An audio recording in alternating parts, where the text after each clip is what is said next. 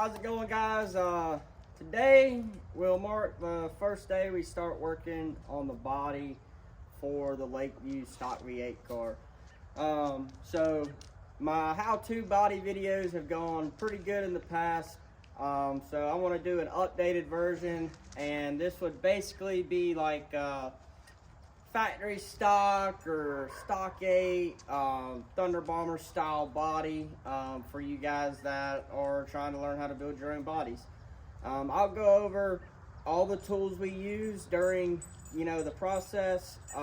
Right now we're just going to focus on putting our nose and our tailpiece together, and then we'll kind of snowball into how I start my bodies and everything.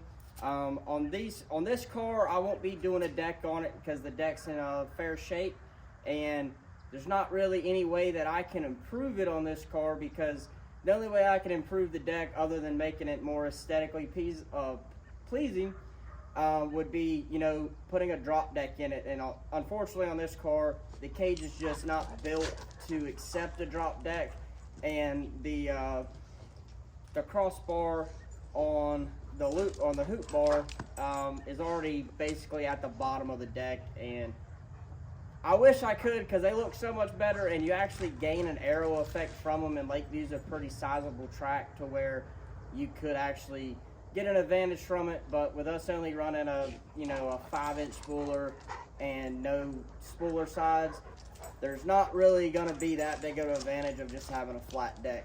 And if there is, we'll update for next year. This year, it's all about just getting the car done and getting after it. So basically, when you're putting these nose and tail pieces together, they're very similar. I think the nose is more of an overlap style, and then the tail piece is going to butt together.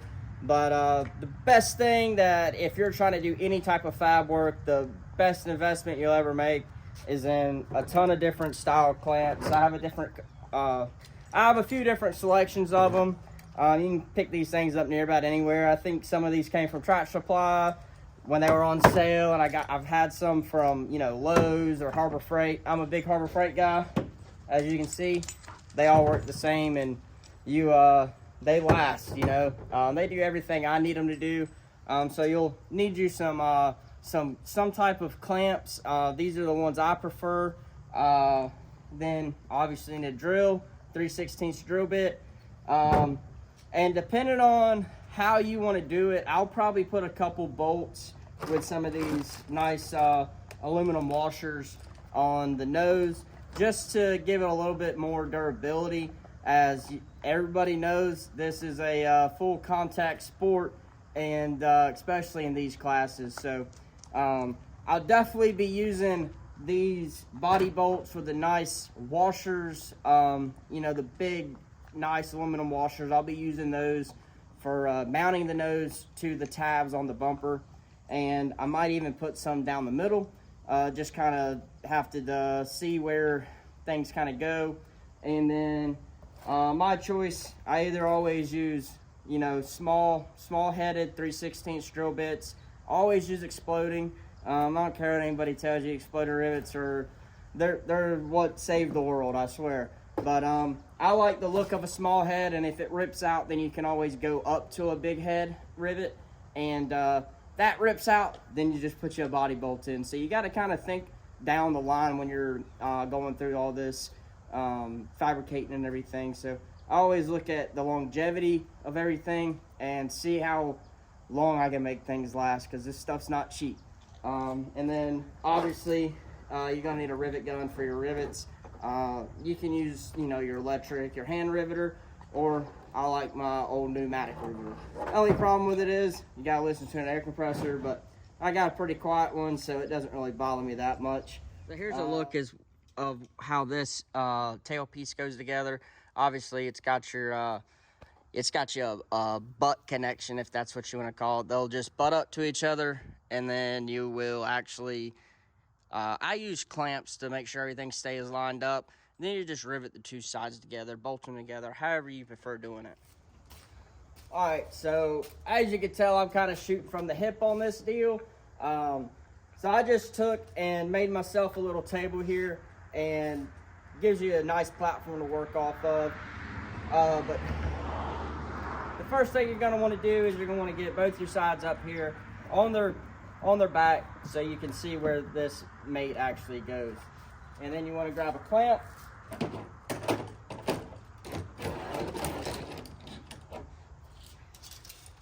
So I have a couple different styles here, see what kind of works best. And so you're just going to take your clamps here and you want to arrange them where your panels are going to line up and they're flush on both sides. It's always good to leave them a little bit slack so you can slide them on your first one and get everything the way you want it. Just loosen that thing up. And now we're top to bottom square. Everything looks good. Add another one here.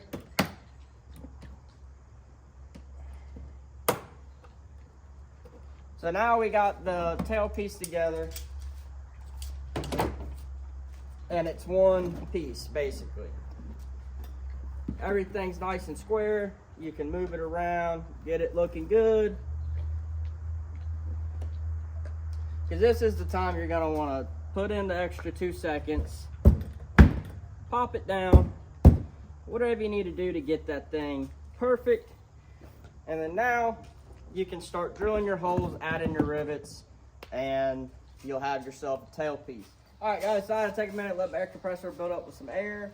And while I was doing that, I went ahead and started up the 602 late model, running 85 on it. So public service announcement: don't let your 85 carburetor sit over the winter unless you winterize it, if that's what you want to call it. I choose just to start mine up because I don't want to put anything in the motor that I'm not going to race with, just in case. But so went ahead and started up, let it run for a minute. So if you see any fog in the background, it had a little bit of motor mixture oil in the carburetor, and that's where it's coming from. But we're about to get started riveting this thing together. Always just, do a double take. Make sure everything's still lined up on this side. Your lines on this side might not be perfect, and just kind of part of it because they're coming out of molds and that kind of stuff. So here we go. I like starting in the middle and then working my way up.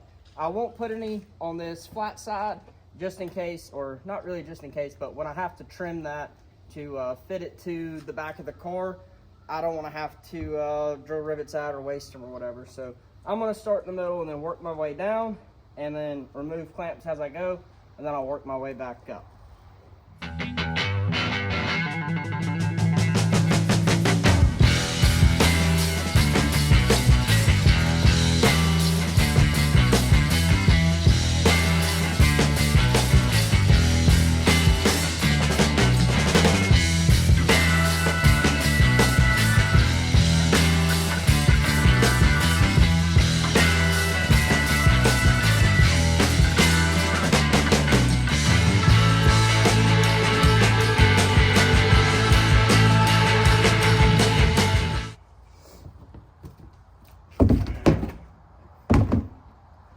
And there's the final product of it being together. I typically probably go overboard with my rivets, but this is something that's going to take a beating, and I want to stay together. So the more rivets you put in, I went about every 2 inches. I didn't measure, I just kind of micrometered it, and this is what I turned out with. And then, like I said earlier, comes down to it, I can always put a large head rivet with a backup washer, or I can always go back and put a nut and a bolt on here if I need to. And that's just kind of future thinking and have plans of repairs. I didn't put anything up here yet because typically this gets, cut out so it can set down on that deck bar nice and square. And I'll figure all that out when I go to mount it. So I'm opting to go with a newer Camaro style nose. I think these are probably one of the best looking noses on the market right now, and I got this one for free when I got my Thunder Bomber. So instead of using it to make that car look pretty, because I know that car is going to go through hell and back, I'm just going to go ahead and I'm going to use this one on this car. Like I said on the last video, my plan is to have these two cars looking as close as possible. I don't like the way the front end's built on the Thunder Bomber, so mine will be a little bit different and just kind of give it a little bit more flair and style.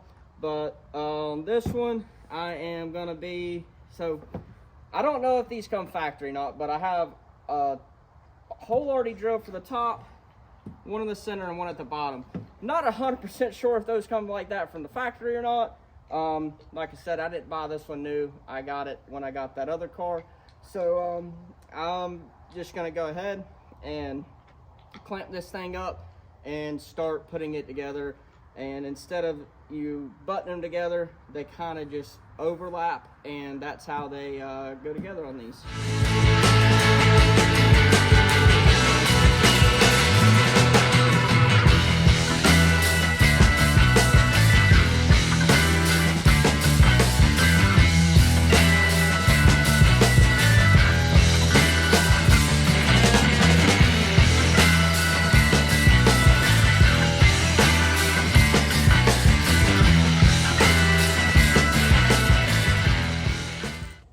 All right, now that I got this deal together, I'm gonna start popping some holes in it and some rivets to follow. I'm gonna choose just to go ahead and start with this rivet right here. Make sure we're nice and flush. Now I got a good base to work off of.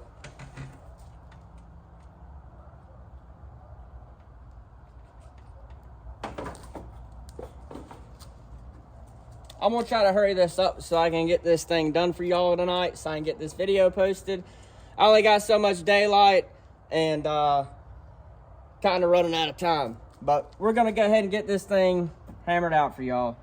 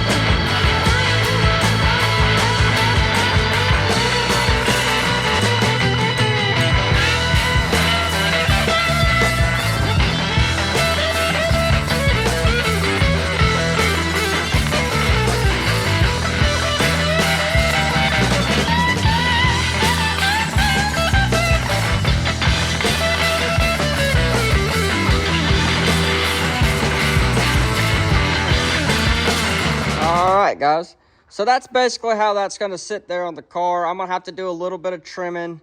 Might have to trim this T-bar down a bit and get it where I can have this sit flush. And then, yeah, I don't know if you can see it down there, but where that little 90 is on the one side, it's going to have to be notched out right here for the bumper bar. Alright guys, so that's the way I like to put my nose and tail pieces together. Might not be the way you do it, might not be the best way to do it. That's just my preferred method of doing it. I hope it helps you guys out. And if you have a better way to do something in the comments, drop down and let me know. I'm always down to learning new stuff. Anyhow, the reason you got to go in there and notch that out is so when you know, if you use your bumper, then at least your nose is still going to be right there on the bumper bar, your nose cover anyways, your bumper cover, whatever you want to call it. But I appreciate you guys taking the time to watch this video. Hopefully it's going to be helpful for you guys and it doesn't bore you to death. But just a quick little video on the start of putting this body together on the Lakeview car.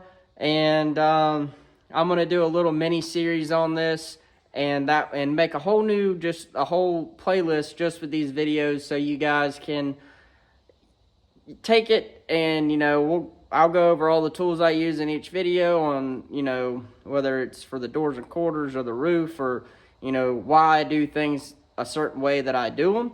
And we'll just kind of use that and be able to produce some content with it.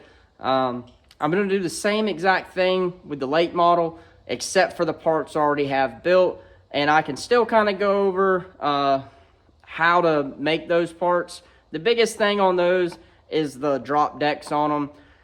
The first one I did, kicked my tail. I've done 2 or 3 since then, so I kind of got a method of the madness now, and I'm able to get that whole ordeal figured out.